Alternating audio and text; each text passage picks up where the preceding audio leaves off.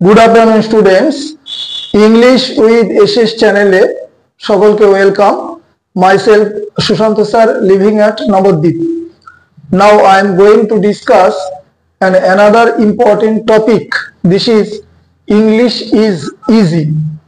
তো upcoming WBP এবং KP দুটোতেই 10 নম্বর করে ইংলিশ থাকে। বহু স্টুডেন্টস আছে যে যারা এই 10 নম্বর ইংলিশকে তেমন গুরুত্ব দেয় না, অনেকে এটাকে বাদ দিয়ে পরীক্ষা দেয়, ইংরেজিতে 1-2 যা হলো হলো। আমি প্রত্যেককেই বলবো এই 10 নম্বরে যতটা পারো গুরুত্ব দেবে এবং তাদের দিকে তাকিয়েই আমি পরপর ইংরেজি ক্লাসগুলো নিচ্ছি, দিনে 2টো করে। এবং ক্লাস শুরু করার আগে বলি, প্রত্যেকটা সেটের পরই নিচে একটা করে বেসিক রুল ইংরেজির, সেটা ফিল ইন দ্য ব্ল্যাঙ্কস এর উপর হতে পারে, এরর কারেকশনের উপর হতে পারে, বা সেন্টেন্স ইমপ্রুভমেন্টের উপর হতে পারে। যাই হোক না কেন, একটা করে রুলস আমি নিচে লিখে বুঝিয়ে দেবো এখন থেকেই। তো যাই হোক, শুরু করতে যাচ্ছি ক্লাস। দেখো, নাম্বার 1 স্পেলিং, অর্থাৎ স্পেলিং টেস্ট যেটা তোমরা বলো।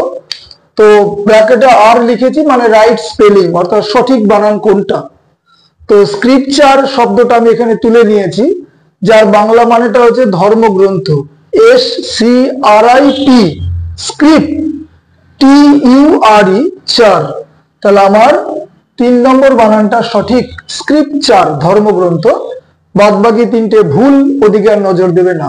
নাম্বার 2 মোস্ট ইম্পর্টেন্ট একটা সিনোনিম, ফিয়াস্কো। তো ফিয়াস্কো শব্দটির অর্থ ব্যর্থতা, মনে রাখবে, ব্যর্থতা। তাহলে হোপ, ফেলিওর, সাকসেস, স্ট্রেংথ, এখানকার মধ্যে অবশ্যই ফেলিওর আনসার, নোট করে নেবে, ব্যর্থতা। Number 3 most important, fill in the blanks. He has been entrusted dash this work, appropriate preposition যদিও, তাকে এই কাজটা ন্যস্ত করা হইয়াছে, মানে প্রদান করা হয়েছে তাকে। যাই হোক, তাহলে এন্ট্রাস্টেড এর সাথে অ্যাপ্রোপ্রিয়েট আসবে আমার উইথ। এন্ট্রাস্টেড উইথ, কাউকে কোনো কিছু প্রদান করা, ন্যস্ত করা, নিহিত করা, এরকম। নাম্বার 4 আরেকটা ইম্পর্টেন্ট ব্ল্যাঙ্কস দেখো, এটা কনসেপচুয়াল ব্ল্যাঙ্কস আমরা বলি, প্রেপোজিশন নয়। I have dash for 1 month's leave, পুরো মানে হয়তো তুমি বুঝতে পারছো না। সাবজেক্টের পরে হ্যাভ আছে, ভার্ব, এবার তুমি অপশনে চলে যাও, ভার্বের থার্ড ফর্ম কি কি আছে। ওয়ান্ট আসছে না, V1, রিকোয়েস্ট আসছে না, V1। তাহলে পড়ে রইল কোনটা, ডিমান্ডেড আর আস্কড, এই দুটোর মধ্যে আনসার হবে। তাহলে আমি 1 মাসের ছুটি চেয়েছি, কারো কাছে কিছু চাওয়া, জিনিস চাওয়া নয়, ছুটি চাওয়া। সেন্স বোঝাচ্ছে হচ্ছে আস্ক ফর, তুমি ডিমান্ড করতে পারো না, এখানে আনসার আসবে আস্কড। আর বাদ বাকি দুটো তো এমনি বাদ চলে গেল টেন্সের কারণে। তাহলে এখানে ওয়ান্ট আর রিকোয়েস্ট কি কারণে বাদ গেল বুঝতে পারছো, সাবজেক্টের পর হ্যাভ আছে, প্রেজেন্ট পারফেক্ট টেন্স অনুযায়ী ভার্বের থার্ড ফর্ম হয়, এই কারণে ওয়ান্ট এবং রিকোয়েস্ট আগেই বাদ চলে গেছে। তো নাম্বার 5 আরেকটা সিনোনিম দেখো, কমেন্টস। এটা লাস্ট ইয়ারে PSC ক্লার্কশিপে দেওয়া। কমেন্টস মানে শুরু করা। কি কি অপশন আছে, কমান্ড, বিগিন, কমেন্ট, অ্যাডভাইস। সঠিক আনসার আসবে বিগিন।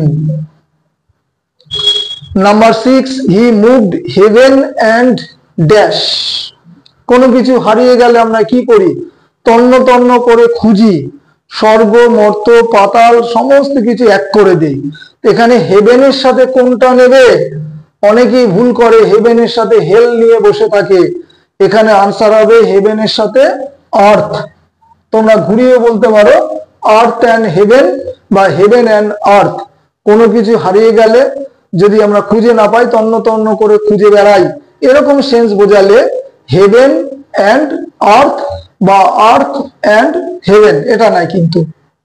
নাম্বার 7 এরর কারেকশন দেখো, the company has ordered some new furnitures. তো কোম্পানি অর্ডার করেছে কিছু নতুন ফার্নিচার।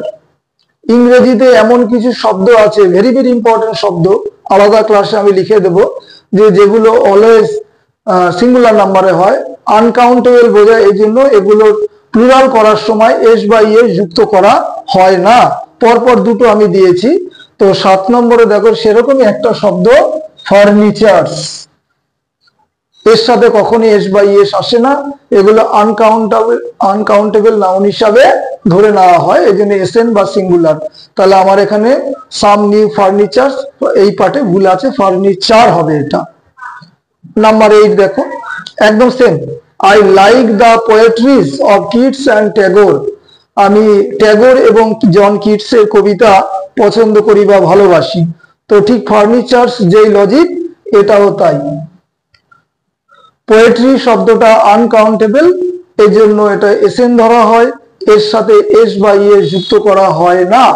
কিন্তু মনে রাখবে, পোয়েম যদি আমরা বলি সিঙ্গুলার নাম্বার, তার প্লুরাল নাম্বার কিন্তু পোয়েমস হয়।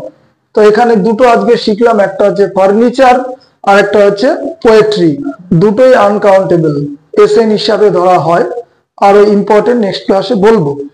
এইবার যেটা শুরুতেই বললাম যে প্রত্যেকটা ক্লাসের শেষে একটা রুলস আমি লিখে দেব, সেটা তোমরা প্রত্যেকেই নোট করবে, আমি ডিসকাস করে দিচ্ছি। দেখো, কোন সেন্টেন্স যখন লেট দিয়ে শুরু হবে, লেট, তারপর আইদার নাউন অর প্রোনাউন আসবে। তো নাউন আসলে তো কোনো সমস্যা নাই, কারণ নাউন সাবজেক্টিভ ফর্মেও যা হয় অবজেক্টিভ ফর্মেও তাই হয়। সৌরভ একটা ওয়ার্ড, অবশ্যই নাউন, এটা নামবাচক শব্দ। অমিত নামবাচক শব্দ, তো এর সাবজেক্টও অমিত হয়, অবজেক্টও অমিত হয়। তাহলে যখন লেটের পর নাউন বসবে কোনো সমস্যা নাই, সমস্যা হচ্ছে প্রোনাউন বসলে। এটার রুলটা দেখো, লেট দিয়ে সেন্টেন্স শুরু, এরপরে যদি প্রোনাউন বসে তাহলে প্রোনাউনের অবজেক্টিভ ফর্মটা বসবে, অর্থাৎ আই থাকলে মি হবে, হি থাকলে হিম হবে,